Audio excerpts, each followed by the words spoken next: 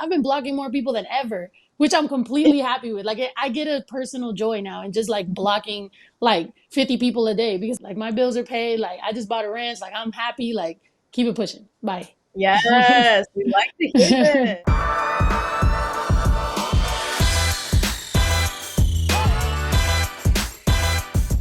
Hi, everyone. Thank you so much for joining me in this important conversation. This is the Rapper's Playbook. And I'm Heran Mamo. I'm the staff writer here at Billboard. And I love all of y'all ladies' music. And so I'm super excited to just chop it up with y'all and talk about hip hop. Kind of wanted to get the mood started right. It was a little icebreaker. I want to set a scene for y'all. You know, you're with your girls, you got your fit on, you got your drink on, you're about to go out. What's the song that you're gonna bump for that last minute pregame right before you head out to the club? And your songs are on the table, so you can pick your own music. I want to start with Flo Mili. I feel like I'm gonna go with "In the Party" by Flo Mili because that song get anybody turned. So I'm gonna go with that one. All right, Ruby, what about you? I'm gonna go with Big Mouth by Kash? Like a Pro by Kash Doll, because it's like it gets me lit, it gets me ready. So that's my song. It's got me ready for some parties too, girl, so I feel you. No, what about you? Hmm. I'm gonna go with "Say Bitch" by me because it's pretty much a song about instead of women competing in the same room, supporting each other and realizing that we're all going through the same type of shit. Except for I tried to make it in a way that you can actually listen to it and like it's not on no conscious shit, but like kind of got that type of like vibe to it. So it's dope. It's turned up though. It's on some bass shit though. I Yeah. love that. And I love what you said about, like women coming together, not in competition, but in camaraderie. And this is exactly what, this space is supposed to be.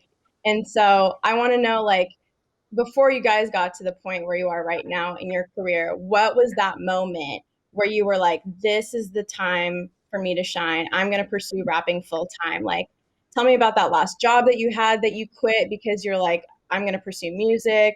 Who did you have that last conversation with that you were like, no, this is what I want to do? What was that song that blew up? Anyone can start.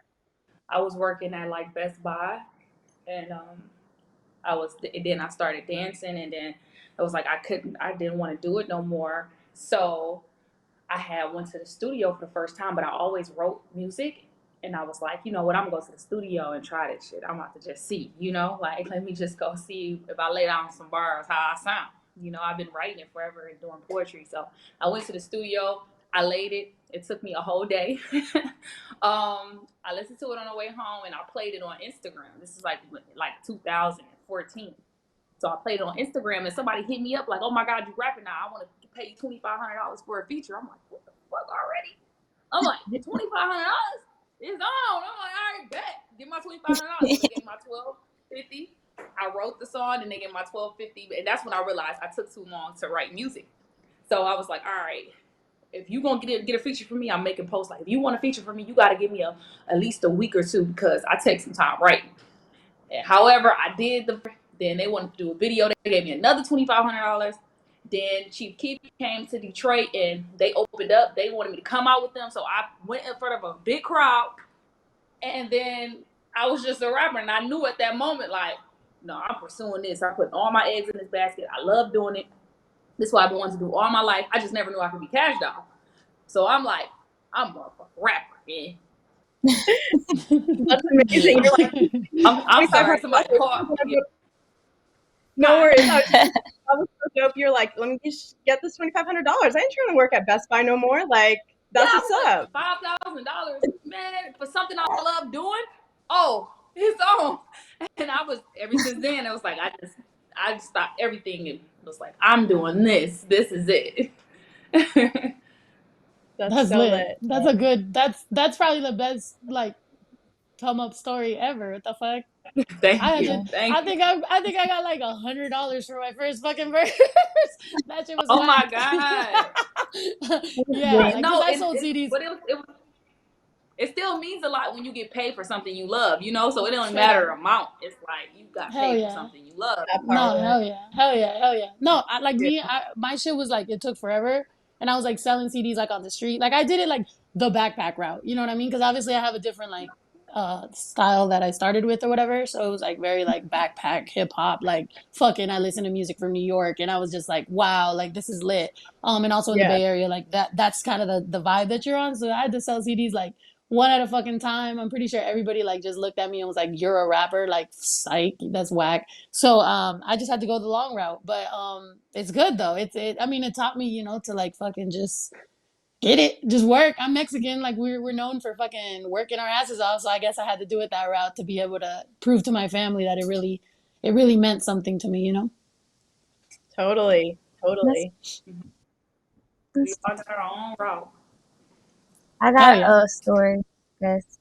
All right, let's So I do it. okay. So I started rapping when I was 11. So the first how it kind of started was like I used to watch 106 in Park a lot on TV after school every day, and like it was not really many female rappers like out at the time, and I saw Nikki, and that's when I realized, like, wow, like I noticed she was having so much fun, like rapping, and that's what made me kind of want to rap. But I also had a big sister who used to rap and shit, and we used to always like make little rap videos and stuff on our phone, and we never really did nothing with them, but that's kind of how I started. And the job I worked at was Metro PCS. It was a phone place, and like it was a lot of scamming going on at my job. Like they were training us to like scam people, and it was just real. It made me real uncomfortable and stuff. So I was just like, "Fuck this shit," and I quit. And like 2 months later, my song blew up on TikTok or something. And so after that, I was just like, wow, like labels started hitting me. I snuck to New York. I didn't tell my mom because I wanted it that bad. Like I was just like on some crazy shit. And that's how I got my deal, and I just kept going from there. So With me, I was like just going to school. I just and I just rapped one day like in one of my friend's dorms and did a song in my friend's dorm, and it just started there. And then I did the song Big Mouth, and then yeah, labels started wanting to work with me too, and it just went from there. That's what's up. Yeah, the Y'all label have wasn't had calling me just yet. The label wasn't calling me off rip. It took me some time. It took me like two or no, three years because yeah. it was scary though. I ain't gonna lie, cause like I remember like quitting my job and being like, what the fuck? My mom was like, what are you doing? Like, why would you do that? And like I was in college at the time, and it was just so much going on. And I remember like my best friend, they couldn't get in touch with me. The labels, like they were calling me and I was lying to them. They were like, are you Flo Mili? I'm like, no. And I hung up because I didn't know who to trust at the time. And so they called my best friend and blew her and harassed her and was like, we're coming to your city and da da da. It was just crazy. And I was just like, yo, I don't know. But I mean, I think everybody has like different come ups. So it's kind of cool that you had that time to like really like find yourself and just, had a more natural come up. So I think that's still dope. But, Yeah. Oh yeah. Yeah. Because it was like all those years of me writing music, I never went to record. And the first time I recorded and put it out, it was like, damn, that's all I had to do all this time? right. Like what? Just go But after. I had to feel the courage. Yeah, I had to go after it. And when I finally did it, it was like, oh, this is for you. And Right. yeah. That's it. It's just so cool, I like love hearing it. y'all talk because we have people who worked at Best Buy, who worked at Metro PCS, and it's just crazy how like you don't think when you're in those stores like I want to be one of those people that you might be seeing on the TV screen or like hearing from the stereo or something. And we got Yeah. two double XL freshman class of 2021 kids Mhm. up in here. We got Flo Mili, we got Rubi Rose. Want to shout y'all out because that's a huge accomplishment, especially because this class has the most females ever in a class. Y'all are two of Yeah. four with Coil Ray and Lakia. Tell me about being a part of this moment and the honor and what it means to y'all. What it means to me, I feel like XXL is like a real cultural stamp. So it's really important for me to be on there.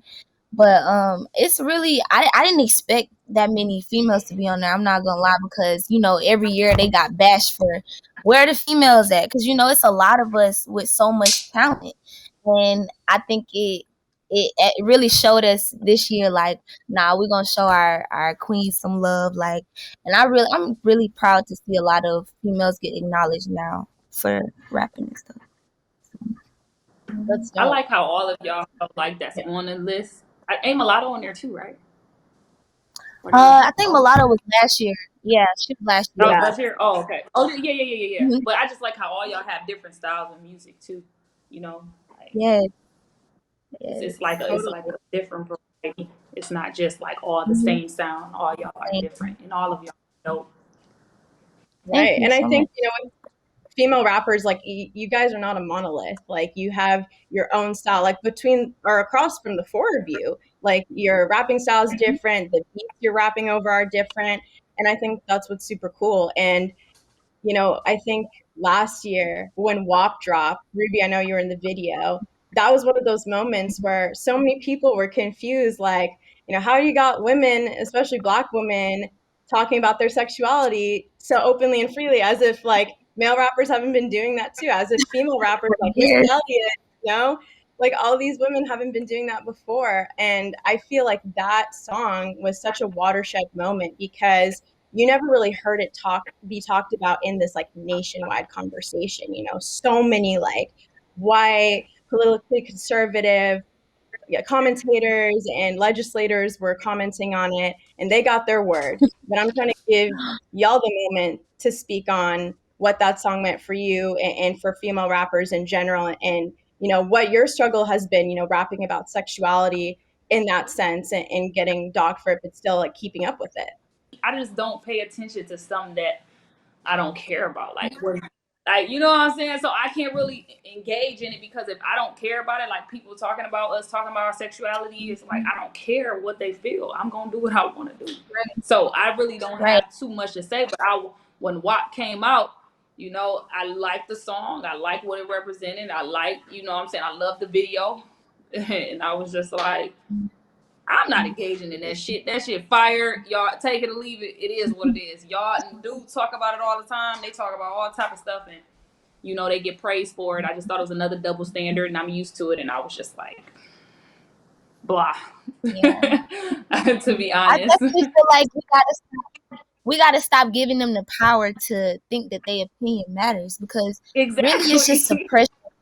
I feel like if we keep complaining about or caring about their opinion, it's like they gonna keep feeling like their opinion matters. And I feel like men, I don't know why they feel so entitled to think that they can say or dictate what the fuck we rap about. But it's our lives, it's our journey. So music is no rules to art. So I feel like if we all on these journeys with life, we can rap about whatever the fuck we want to rap about. That's what applies to me. It's gonna apply to a whole group of other women that might need to hear that at the time, who might need to find their voice or their confidence. So we don't let that shit affect us. Period. So It's so crazy yeah. because guys think of us as sex symbols, but when we talk about it, it's a problem. It's the weirdest shit ever. Right. You know what I'm saying? Yeah. Look at us as sex symbols because, oh my God, you lust over, this thing, and then once we're talking about it, it's a problem. It's like, what the fuck?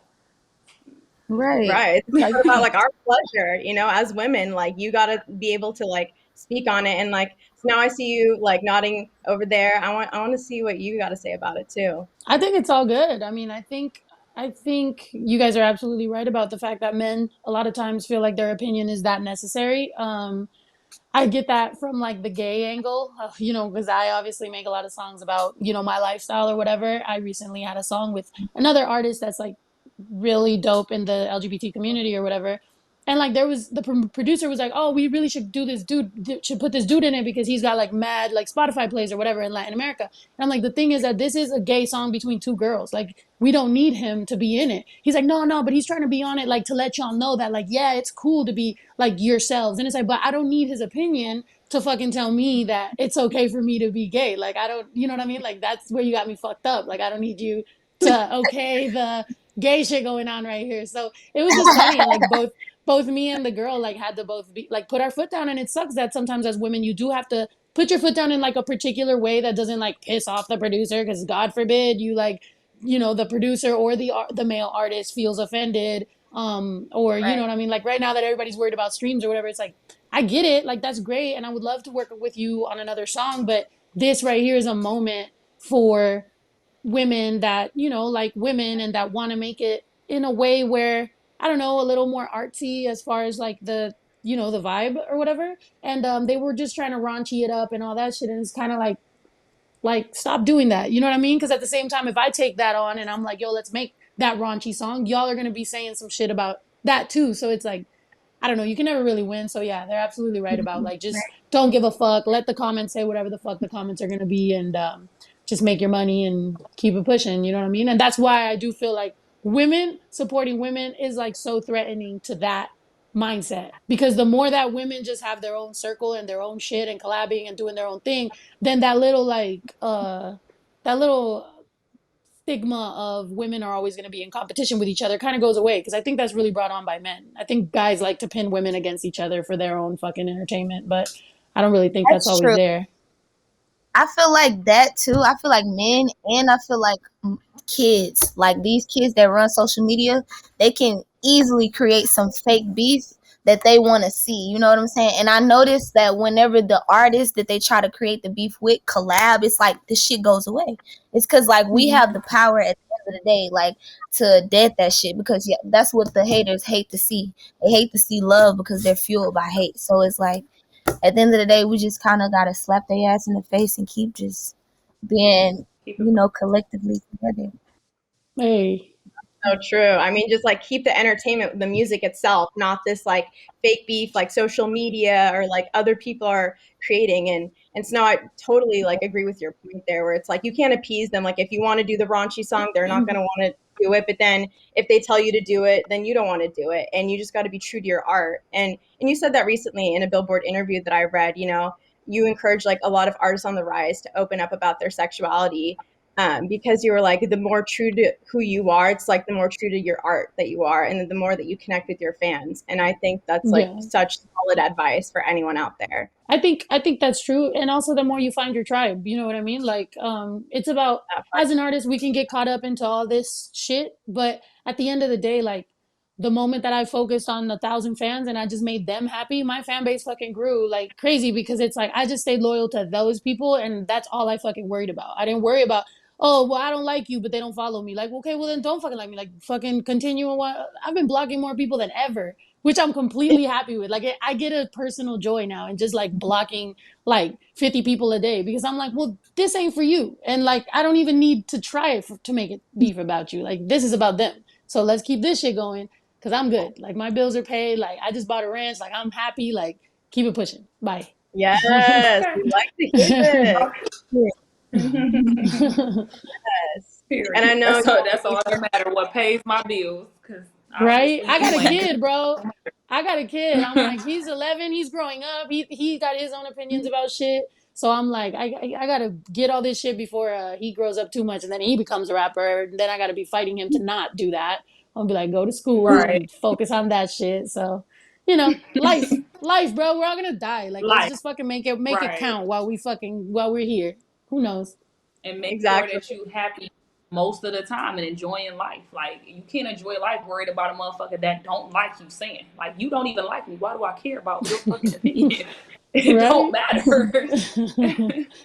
100%. And I love what I'm hearing right now, where it's just like so many like negative comments that like could have gotten in your way, or like, oh, so and so doesn't follow you. You're like, all right, bet I'm gonna block them. Like, I don't really need that energy in my life right now. Like, there's so many things that can be like pushed up against you in this industry, and there's a lot of resilience in this room right now, which is just fire. But like, what are some other setbacks that you've encountered that you're like, no, like here's like my boundaries, like here's what I'm gonna do to like, go against that?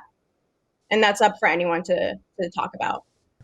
I was gonna say some setbacks, but like also something that's obviously been to my advantage is my looks. Like people judge me, I feel like based off of how I look, like, and expect my music to be bad. But like whenever they hear my music, everybody's very surprised by the sound that comes out of me. So that's probably a setback. People think I'm like just an Instagram model. So that's been a setback, trying to get people to, you know, take it serious. But yeah. Same That's what though I with me. Obviously, like I look however the fuck I look. So, like whether that means that because I'm not black, like, or because they think I'm white, or because I'm Mexican, or whatever the fuck it could be at the time, whatever they think is like I can't rap or I shouldn't rap or I shouldn't speak on certain issues. And it's like, well, I mean, in the brown community and in the undocumented community, we needed a voice. And I felt like that was necessary. And I stepped up to the plate. And I've said it before, like, if somebody else stepped up that got a better voice, then I'll fucking, I don't got to be that voice. Like, I just felt like somebody needed to say something, Our street vendors are getting beat up. Our parents are getting deported. Like our families are like going through shit. Like I felt like somebody had to speak up. Otherwise, what the fuck? What are we here for? Why did we get brought here? So That's real. That's real. Because that's not even just like about the music industry. Like, talking about immigration and just like, hate crimes against people of color. I feel like that's something that so many of us, especially we're all women of color here, like we've experienced on a day to day basis, our families, our friends. And so when you feel like no one else is speaking up about that, like you're not just going to come wait for like that knight in shining armor or, that Superman or whoever to do that. You're going to talk your shit and you're going to be that person for the community. That's so dope. No, I was about to say, like, I can relate to that. I feel like a setback was definitely, signing contracts you don't know nothing about early on in the industry, because that's something I dealt with. I feel like it was a setback because I wasn't knowledgeable about some things, and I wish I had like more, I guess, guidance coming into it, because I was kind of just blindsided coming in straight into, like I said, like soon as one song, I got signed off one song, not like an album or a mixtape.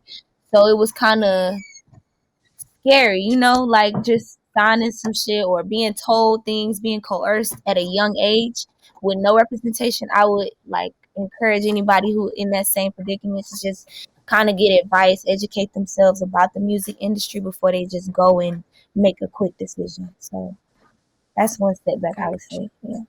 She just said everything that I was gonna say. Yeah, You read because your I've been through a contract. I was stuck in a contract for Mhm. 2 years. It was crazy. I Mhm. mean, another thing I could say is sometimes, uh, it could be your skin color. Like colorism. Mhm. That's a thing, especially for Mhm. chocolate women. 100%. So, but I use it as my advantage, because, like what they try to do to stop me, I use it against them to push their ass the fuck on, and I'm still gonna be who I am, and I'm still fine because I'm chocolate, okay, and that don't stop me, and I just keep it pushing at the end of the day and at the beginning of the day and throughout that motherfucker. How about that? No, That's a that's bar. something. hell yeah. Sit in that though, like I want to sit in that because like it's something I've never talked about, and I'm glad you I didn't brought try it to. up. You Like, see, I try to come and go, but yeah. go ahead. So I want to start by like just being from the South. I know Cash, you from Detroit, right? From Detroit. Yeah. Yeah. So Yep. I'm I'm from from Detroit. Alabama. So the city I'm from, like the actual city I'm from, that's where the last slave ships were dropped off. So racism is still heavy, like in Alabama, and being a dark skinned girl on top of that, I did deal with some things that I wasn't even conscious about, until I got older and I had to educate myself about colorism.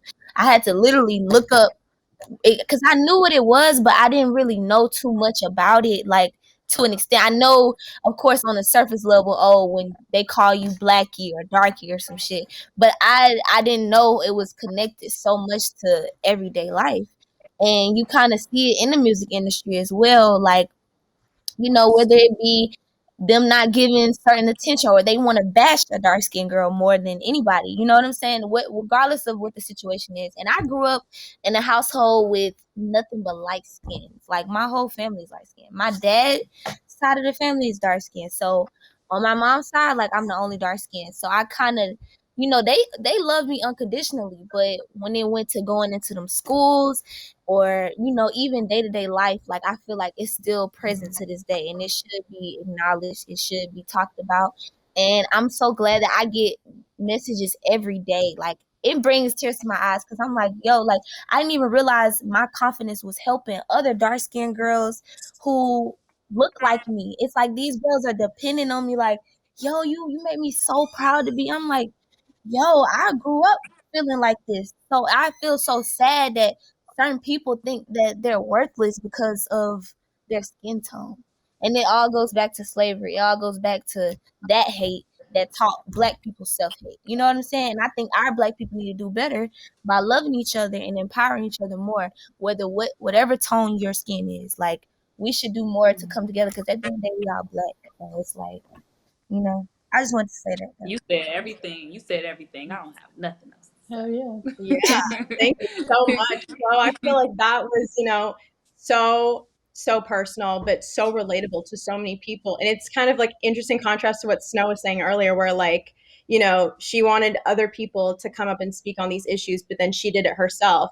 When you're out here just like being your badass self, literally nothing else, people are like, you gave me the confidence, like as a fellow dark skinned girl. And like, you come into that role sometimes not knowing it, or sometimes you purposely not go even into that knowing role it. because you see no one else Yeah, being in that role. But either way, you're representing so many different shades and shapes and whatever kinds of women, men, non-binary folk out there, that it's just so dope to see, like, all of you doing your thing, like whether you thought it was going to be what it became, you know what I mean? Like, you guys love rapping, but there's so much that comes with being on that pedestal. You feel me?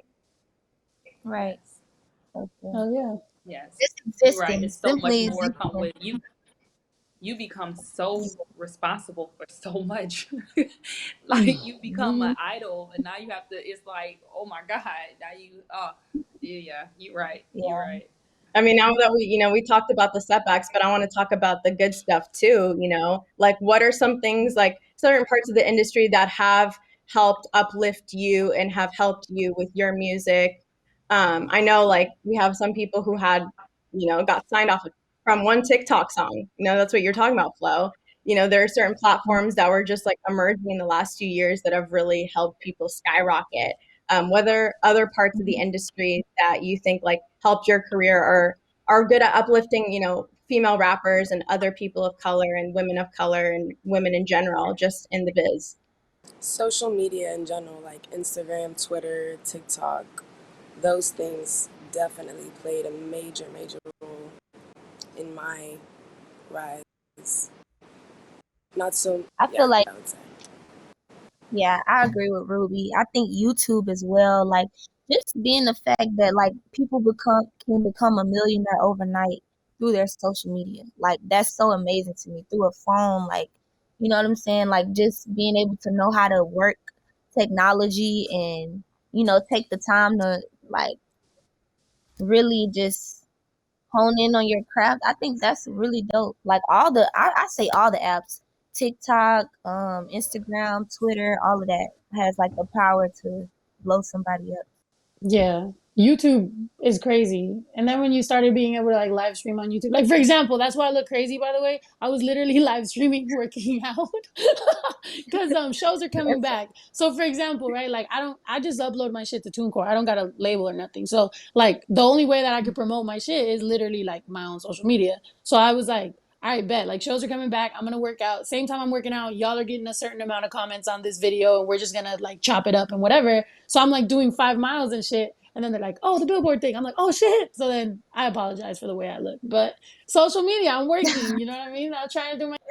But that's dope. Social media has really just been so instrumental into like everyone's careers and just like uplifting y'all. But I want to talk about like some of the women that have also uplifted you, like in your journey, in your career, whether it is music or just in life. Who's one woman that you looked up to that like you thought was either like the blueprint for like your career and like who you wanted to see yourself in, or who helped you come up in the rap game, and then who's another woman that you think like has the props to like be up in the rap game and that you want to give their flowers to. So it's like a two-parter. I know someone that I looked up to. It was two women actually. It was Trina. She was the first person, and then Rihanna. And I looked up to them, and for them to embrace me and give me game, I was just so ecstatic. Oh my god. You know, because Trina like represent female rap. You know what I'm saying? Like especially for my time of me growing up. And you know, she was like one of my first big features. We did a video. She made sure I was straight. She made sure my hair was good. My makeup person was good. I was in Miami. She just and kicked it with me about the game the whole time. So she like a big homie. And then Rihanna, you know, she just wanted me to come out and hang out with her. And she just told me so much stuff about the world, you know, and she was just like, just be yourself. She's like, if anything, just be yourself. You know, everybody else is taken. You want people to love you for you, you know, and just like you were saying earlier, one of y'all was saying earlier, you know, your craft is who you are. So just be yourself. And, you know, just giving me game on stuff like that. So I just appreciate them. And then someone that's coming up, Lakia, the girl that was on the Yes, on Double XL, yeah. XXL. She from the Midwest, Flo Mili, Rubi, you know, like all the girls that was Koi. We're on the same label. You know, I want to give them all their flowers because I see all of them on social media all the time doing their thing. And I just, you know, I want to give them their flowers too because we're all women and I know we all go through it. So that's all I got to say. That's beautiful. Thank you. I'll go next. Okay. I looked up to, like, growing up, I looked up to my mom because she's such a strong woman. So I would say, like, my mom definitely showed me that strength, and my grandma, they showed me that strength runs in our blood. So I have to start with them too. As far as like women, I love Lauryn Hill, Missy Elliott. I think right now, like, so many females killing it. Like, of course, all of us here on this call, Kash Doll, Ruby, Mulatto, Lakia, Coley Ray, Rico Nasty is dope to me. Like, Bia, she's dope. She's turned right now. There's so many people. Like, I hope I'm not forgetting nobody. Oh, Kendall, man, I think she's dope as fuck. Megan, Cardi, Nicki, everybody. Like, I feel like it's so many options. Like, if you don't like one style, you got so many more. Like, so I think everybody's killing it right now. So I wanted to give everybody their flowers. Yeah, everybody's killing it for sure.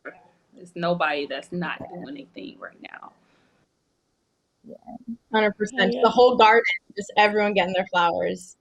I think me, I guess, yeah, I would say that all the female rappers that are doing their thing right now, I'm very proud of and very happy for them. And, you know, Cardi, I feel like we did all see like her like transcend, you know what I mean? And like come up. And I think that was very inspirational, to see, you know, especially, you know, also like her being Latina too. Like, I think that representation, was very important. And I think, everything that she did was great. I think every female rapper from fucking, you know, Missy Elliott to The Brat to Lil Kim to um Nicki to everybody. Like, I think women that are succeeding in this male dominated industry deserve their fucking flowers and deserve their props, and they should never be hated on, especially by no other female rapper, because we know how hard it is. You know everything that comes with every caveat that comes with doing this shit. You know what I mean? And when I say I don't really have very many like known rapper stories, but like I would like to shout out my attorney because she's a female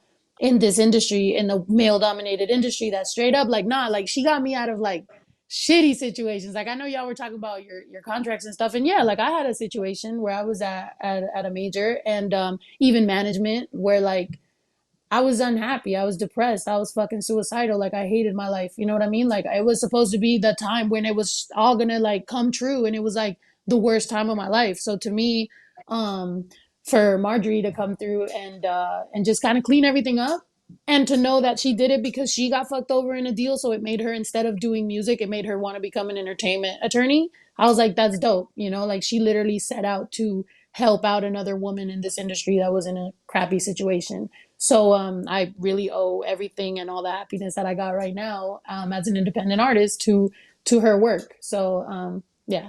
Shout out to your attorney. Shouts out That's Marjorie. beautiful. Because when you're in Shit, such shit, I would sometimes have you just answered want my to run question a away. little different. I I would have answered mine different. I thought it was some industry stuff, so I'm giving my industry stories and my flowers to somebody coming up. I didn't know. Look, I'm giving flowers to everybody now because Hell yeah. Do I was that. answering it different, but It's all good. There's no like real direction. Like I just want to know like who like for you all coming up, like who did you look up to, and then like here like who are you seeing come up with you and thinking like, you know, she's dope. Like I want to do stuff with her. Like I want more people like to be on her. You know what I mean? Like it's really up to anyone. Ruby, you know, who would you like to give flowers to? Obviously, like everybody said, all the girls on the call, and just, I don't know, all girls. Mulatto, Lakia, Koya Ray, Mona Leo. There's a lot of girls, but for me, Cardi was like really, I really looked up to her. And then she ended up like reaching out to me, and like ever since the WAP video, she's just like been super kind and helpful. Like times where I've just had moments online of not good times. Like she would just reach out to me and like shed light. Cardi a real bitch. I fuck with Cardi. Yeah, that's a real one right there. She's a hard Definitely worker. so. I think her trajectory has been so dope. You know, just people who like, my friend put me onto her like when she was on Love and Hip Hop. She's like, look at this girl Cardi, like her memes are fire. And I'm like, but she got bars, like, you know, and that's what, you know, to come out of that where, you know, someone wants to like put you in like a bubble, like, and say like, oh, this is where I know you from. But then it's like, she really flipped it on us and said like, no, this is how you're going to remember me by. No, but I say it's crazy because I was a fan of Cardi before even loving hip hop. Like I used to just watch her page because she was funny as hell. Like, so I used to just watch her page because she used to make videos talking crap before she even was on Love and Hip Hop. So I've been knowing her and following her for so long, and then I watched her whole transition in the midst of me, you know, transitioning, and I was just like, she gave me the courage to keep going. You know, like it's possible. You know, girls coming from the club. I came from the club. You know what I'm saying? So. You know, I got a different type of respect for Cardi. And she's still 100. She's still herself. She ain't let it change her. And she embraced everybody. She's not a bitch. You know, like I rock with her. Facts. Yeah. Yeah. And I think, you know, Cardi's had such an impact on everyone on this call, myself included. And I think, you know, we can all speak to her character and her, just like her testament as an artist and as a human being. But for y'all, like, how do you want to be remembered by? Like, when someone hears the name like Kash Doll or Snow the Product or Rubi Rose or Flo Mili, like, what kind of words do you want them to affiliate you with? Black, beautiful, real, you know, relatable. Like in that world, I just want to be remembered as a real G because I'm a G. Yes, you are. That's all I gotta say. A real black girl from the hood that made it out and left her mark and was that was authentic. That's what I want to leave. I usually say that too. I just want to be relatable. I want to be remembered as like unique, different from the rest, and somebody that helped inspire somebody. If I could just be that one person that made one girl who was from a small town or just, you know, never believed in herself, just pick up her pen and go after her dreams and make something out of it, I feel like I'm accomplished. At least just one person. So that's how I feel. Mm-hmm. Love that. Yeah, and same, like, you know, authentic. I think I would like for people to speak to my character, you know, and just say like, you know, I always did definitely try my best to do the right thing, and it didn't matter whether that was a hindrance to me or my career. I've always tried to just be 100 for the fact that like it just I want to be able to live with myself. Like I said, you know, at the end of the day, after all this shit, like my kid saved my life in the sense that like that's it. Like that's my job. Like if I fuck that up, like I'm, you know, what the fuck was all this for? So to me, I think a good mother, and a good person, you know, and obviously that's to each its own what the definition of a good person is, but I try my best, you know, and that's pretty much it. And just like, yeah, representation for Mexican Americans. I think we have a very particular situation and story mostly on the West Coast and like North, you know, and Southwest and stuff. But I think my people definitely needed to kind of speak up because our parents can't speak up. You know, they'll get deported. Like my family was 90% of my family is immigrants. Like they can't even say nothing because they're scared they're gonna get deported. Like I can't put them on my vlogs or something, or like expose them because they're gonna fucking, you know. So to me, I think it's just very important that us that do have papers and we can say something, we try to speak on it, because the president just before this one and even this one, you know, they got to get there by saying a bunch of fucked up shit and calling, you know, like my people like animals and shit, and like, you know, like getting bad hombres out, and same thing now with the Biden administration. So to me, not to get too political, but it's just one of them things where it's like we can't consistently get disrespected like that, and like nobody can say nothing because they don't got papers. So it's like somebody got to say it. I guess it'll be us, you know, our generation. So that's it. Absolutely. Just be that voice for the people. I think all of you have just been, you know, such a light in your respective communities, whether it's, you know, like based on your race, your ethnicity, your hometown. Like I just feel like whether you purposely knew you were coming into this role, like I said before, or you just like accidentally like fell into it while you were coming up in the rap game, I think everyone's just doing like a kick-ass job. And so I want to commend all of you for, you know, continuing to kill it. Thank you so much for speaking with me today. It's been like such a pleasure. This was so dope. Thank you. Shout Thank out to you. you. You look Shout like out to you for Maya. making this fun and not Hell boring. yeah, she Everyone talks does. Maya. For a second, I was like, hold up, Yeah. what? Maya's moderating also. No, I had a huge ass crush on Maya my whole life. I was like, oh my God. Like, I was about to get off. I was like, damn, not like this. Oh yeah, No, I but could you. definitely see that. Yeah. I just But want to thank you hear. for the invitation and for having us here. Thank you. Yeah. Of I course. appreciate Yeah, it. thank you so I much. see you ladies around. See y'all Bye, later. girls.